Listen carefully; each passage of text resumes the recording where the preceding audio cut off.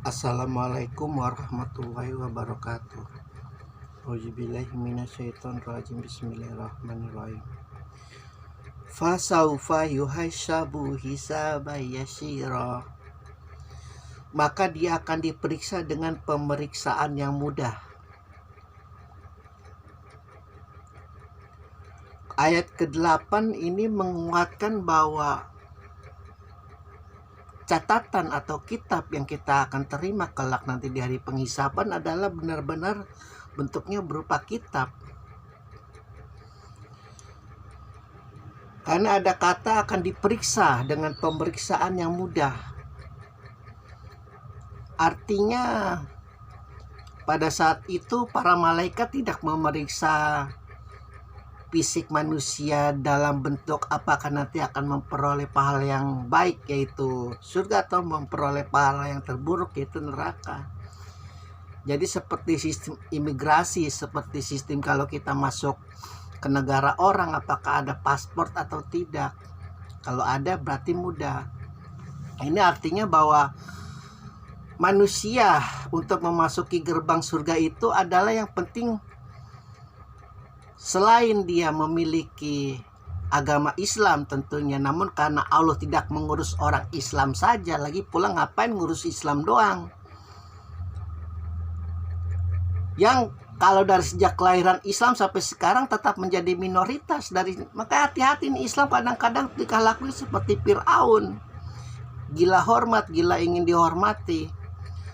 Akhirnya gampang mengkafirkan, gampang menyesatkan. Kalau ngurus orang Islam paling itu para malaikat ya nggak butuh waktu yang lama. Ini yang para malaikat ini yang mengurus manusia selain beragama Islam ini kan banyak dari sejak Adam sampai kiamat. Makanya jangan suka kegeeran. Jangan mentang-mentang nabinya itu nabi yang paling tinggi, nabi yang paling suci, nabi yang paling akhlaknya mulia. Kadang-kadang kita tingkah lakunya itu seperti kaum kafir, malah lebih zalim daripada kaum kafir. Akhirnya kaum kafir berpendapat hati-hati nih orang Islam kalau megang teknologi, kalau megang tenaga nuklir bisa ugal-ugalan nih. Tingkah laku jadi seperti Zionis. Zionis kan seperti itu, memandang dirinya di luar mereka itu adalah kaum terlaknat, kaum yang lebih rendah daripada binatang, kaum yang tidak memiliki adab, tidak memiliki sopan santun. Jadi mereka menganggap raja-raja Israel itu raja-raja yang langsung dari surga. Maka ini kekonyolan logika lanatullah ini, ya Allah, kalau dikembangbiakan jadi tololnya luar biasa. Jadi manusia itu ngapain? Bukannya saling membenah dirinya, membina hubungan baik, menjalin silaturahmi, mencintai, mengasihi, saling sesama, malah saling menghujat, saling membenci, saling mendendam. Karena luar biasa ini surat nanti belakang-belakangnya ujung-ujungnya Allah murka kepada mereka yang pada masa hidupnya itu mengambil tindakan-tindakan lanatullah, genosida, korupsi. Dan luar biasa di negeri ini orang yang genosida, orang yang korupsi, orang yang nepotisme, orang yang kolusi. Entah karena orang Indonesia padahal kan udah lumayan pintar nih, lumayan cerdas, udah ada universitas tinggi di mana-mana, tapi masih ya saja mau tunduk, mau menghormati orang-orang semacam itu. Padahal jenggotnya luar biasa panjang, pakainya luar biasa putih, menutupi sejarah. Pada akhirnya apa ya? Ingin menjilat pantatnya, ingin mengambil hartanya, ingin kalau sudah tersenyum di depan apa tuh? Kalau raja yang jalim kan otomatis, wah aku ini jalim, jarang-jarang nih ada orang hormat sama aku seperti ini. Kau minta apa kayak begitu? Akhirnya sabar ya seperti zaman-zamannya Fir'aun dulu. Kalau yang tidak mau senyum di depan wajahnya, kalau tidak mau hormat di depan wajahnya, ya langsung dibunuh. Kan udah tipe-tipe model Fir'aun ini malah masih dihormatin, malah masih dihargain, malah menjadi fanatik. Allah menjanjikan kita nanti akan dikasih sebuah kitab dari sebelah kanan. Jika masa lalumu ketika ada proposal Lahnatullah untuk korupsi uang rakyat, kau menolak. Jika kau ada proposal untuk menghabisi manusia Indonesia, menghabisi manusia selain Indonesia, hanya demi segelintir kekayaan, segelintir kekuasaan, segelintir kemuliaan, segelintir pujian, ratusan ribu, jutaan bahkan dibunuh tanpa sebab, tanpa pengadilan. Luar biasa jahanam orang semacam itu. Lalu kemudian dia tidak mengamini proposal untuk menipu orang, untuk menindas orang, untuk membohongi orang. Kan luar biasa sekarang kan jalimnya orang Islam.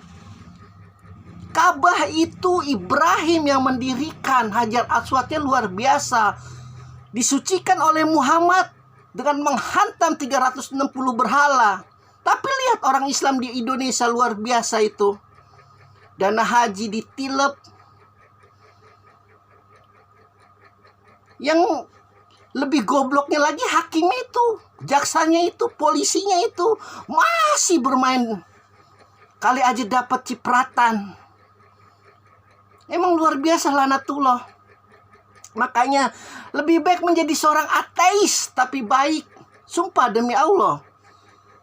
Jabaniyah hukumnya juga nggak terlalu sadis-sadis amat. Oh, ini umat Muhammad yang durhaka ini, yang katanya punya Quran, yang katanya punya puasa Ramadan, yang katanya punya zikir la ilaha illallah Muhammad Rasulullah, Allahu Akbar, subhanallah. Kok kelakuannya kayak Fir'aun ya? Geramnya luar biasa 2 kali Jabaniyah, sumpah. Lebih baik nggak percaya Allah, nggak percaya Muhammad, tapi nggak pernah korupsi, nggak pernah menipu orang, nggak pernah menggenosida orang. Hati-hati, karena Allah tidak hanya mengurus KTP Islam doang. Ngapain ngurus orang KTP Islam doang? Jumlahnya cuma sedikit. Dan sejak Adam sampai kiamat itu banyak, lebih banyak orang selain orang beragama Islam, tapi baik-baik.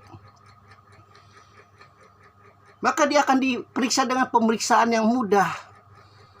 Orang kalau sudah lengkap tuh pasportnya, ada cap tanda tangan Kementerian Luar Negeri, kau mau apa di surga ini?